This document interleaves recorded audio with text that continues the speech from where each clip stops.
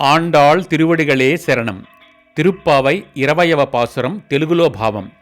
33 కోట్ల మంది దేవతలకు వారికింకనూ ఆపద రాకముందే పోయి వారి ముందు నిలిచి రక్షించేవో బలశాలి, మేము మానవమాత్రులమని స్త్రీలమని మమ్ములను ఉపేక్షిస్తున్నావా? మమ్ము కాపాడుటకు నీవు యుద్ధములు చేయనవసరము లేదు.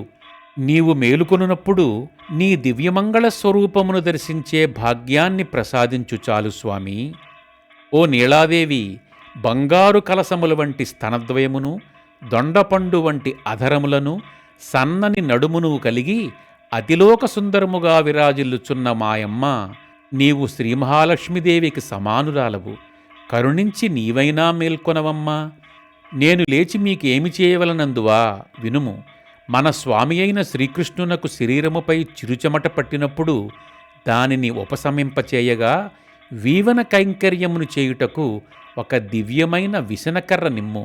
ప్రబోధ సమయాన స్వామి తిరుముఖమండలమును చూచుకునుటకు ఒక దివ్య మణిదర్పణము నిమ్ము. వీటన్నింటినీ మాకనుగ్రహించి స్వామిని మేల్కొలిపి మమ్ము అతనితో కూర్చి మంగళస్నానము చేయింపుము తల్లి.